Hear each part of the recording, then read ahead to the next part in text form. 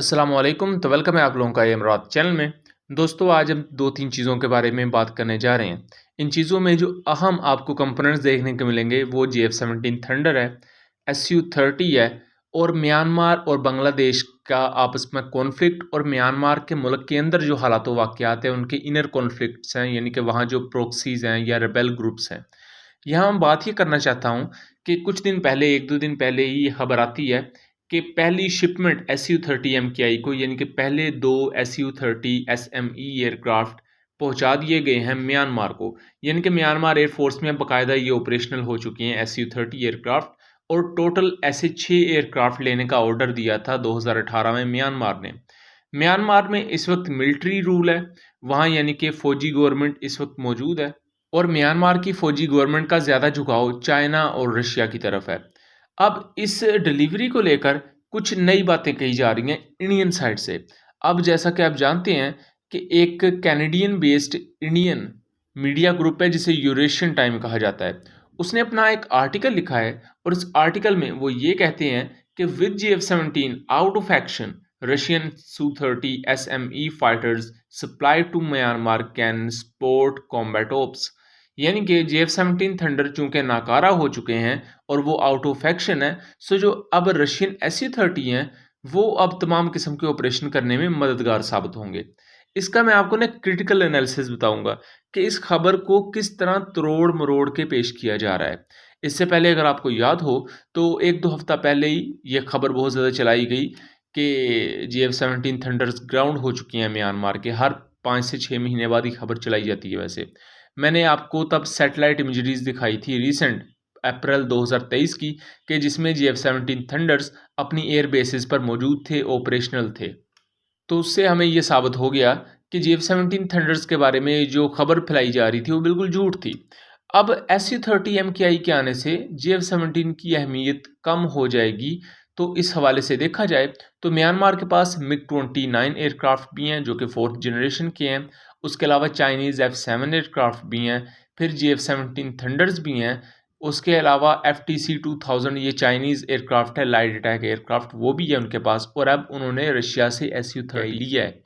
इस तरह देखा जाए तो फिर SU-30 के आने से तो सारे जहाज़ों की अहमियत कम हो गई है, क्योंकि SU-30 एक बड़ा जहाज़ है, ज़्यादा हथियार उठा सकता है, ज़्यादा दूर रेंज तक जा सकता है। लेकिन दोस्तों ऐसा है नहीं वैसे। मैं आपको क्रिटिकली इसको एवेल्यूएट करके बताता हूँ। होता कुछ ऐसा है कि एक एयरफोर्स में, एक आर्मी में या एक नेवी में कोई भी इक्विपमेंट है, उसका अपना एक ख़ास किरदार होता है। उसे उसके ख़ास रोल में ही यूज़ किया जाता है, उसके अलावा उस चीज़ को बिला वजह छेड़ा नहीं जाता। आपको मैं इंडियन एयरफोर्स की मिसाल दूँ तो इंडियन एयरफोर्स में SU-30 और मिराज 2000 दोनों हैं। लेकिन मिराज 2000 का अपना एक किरदार है, अपना एक रोल है और SU-30 का अपना एक रोल है। हालांकि वैसे देखा जाए तो SU-30 तो इंडिया के मिराज 2000 से कई गुना ज़्यादा हथियार उठा सकता है, लेकिन फिर भी मिराज 2000 अपने रोल में परफेक्ट है और SU-30 MKI अपने रोल में परफेक्ट होगा। इसी तरह पाकिस्तान एयरफोर्स की तरफ आ जाएं तो J-10C एयरक्राफ्ट के आने के बाद ऐसा नहीं है कि पाकिस्तान ने अपने F-16 को और JF-17 को खुडे लाइन लगा दिया हो कि अब हमने यूज़ नहीं करना, J-10C सबसे ज़्यादा एडवांस है। हरगिज़ ऐसा नहीं होता, बल्कि F-16 के रोल डिफाइंड होते हैं। JF-17 थंडर का रोल अलहदा होता है कि उसने क्या क्या काम करने हैं, एयरफोर्स में रहते हुए मुख्तलिफ़ किस्म के मिशन होते हैं और J-10C का रोल अलहदा है। और इसी तरह फिर मुख्तलिफ़ कम्बिनेशंस और फॉर्मेशंस बनाई जाती हैं ताकि जितने भी एयरक्राफ्ट हैं ये आपस में मिल के काम करें। जितने जहाज़ों की आपस में सिंक्रोनाइजेशन या उनके डाटा लिंक का मैच एक दूसरे के साथ बेहतर होगा, सादा अल्फाज में बताऊं, उतनी ही आपकी वो एक सर्टेन मिलिट्री फोर्स ताकतवर और मजबूत होगी। इसी तरह हम रशियन साइड पर चले जाते हैं। इस वक्त रशिया और यूक्रेन की जंग जारी है। रशियन एयरफोर्स जब भी ऑपरेशन करती है तो ऐसा नहीं होता कि वो अपने सबसे एडवांस SU-35 एयरक्राफ्ट को भेज देते हैं, ऐसा कभी नहीं होता। वो अपने SU-30 जहाज़ों को भी यूज़ करते हैं, वो अपने पुराने SU-25 जहाज़ों को भी यूज़ करते हैं, क्योंकि हर मिशन की एक अलग डिमांड होती है और उस मिशन के हवाले से आपको अपना जहाज़ पिक करना होता है।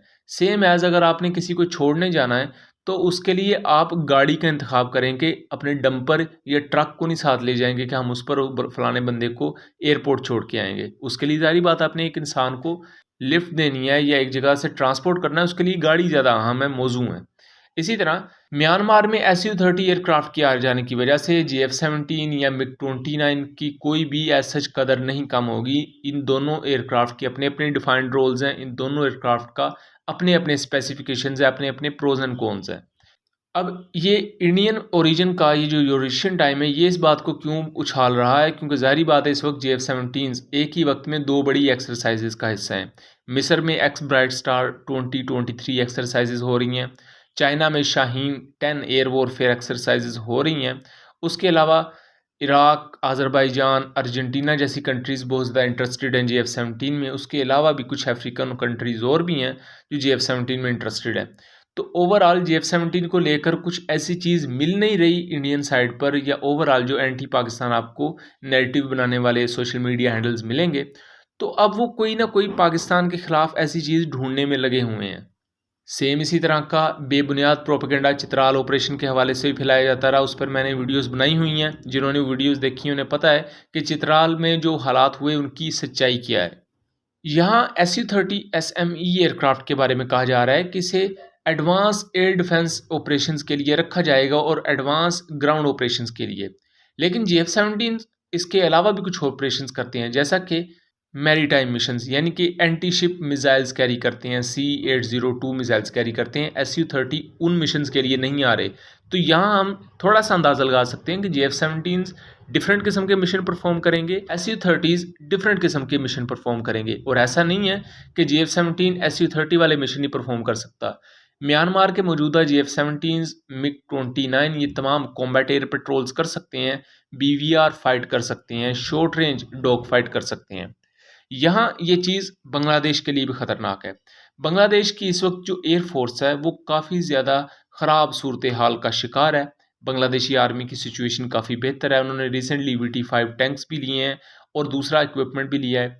बांग्लादेश एयरफोर्स को देखा जाए तो पुराने F-7 एयरक्राफ्ट इस्तेमाल कर रहे हैं, और उसके अलावा पुराने MiG-29 एयरक्राफ्ट उनके पास मौजूद हैं 8 की तादाद में, जिनको उन्होंने रिसेंटली कुछ अपग्रेड किया है। बट पुराने एयरक्राफ्ट आप अपग्रेड कर लें, वो अपग्रेडेड ही होंगे, कोई एज सच वो कोई आपको नया बूस्ट नहीं देते।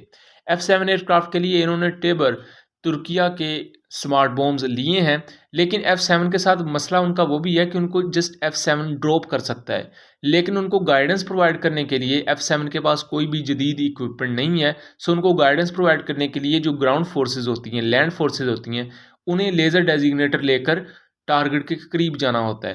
तो ये भी एक खतरे की बात है। जबकि जो JF-17 है, SU-30 है, F-16 है, J-10C है, मिराज 2000 है, ये जो एडवांस एयरक्राफ्ट हैं 4th जनरेशन के, 4.5 प्लस जनरेशन के, ये बॉम्ब को ड्रॉप भी खुद कर सकते हैं। उन्हें कंप्लीटली गाइडेंस भी अपनी टारगेटिंग पोर्ट से या अपने इंटरनल सिस्टम से प्रोवाइड कर सकते हैं।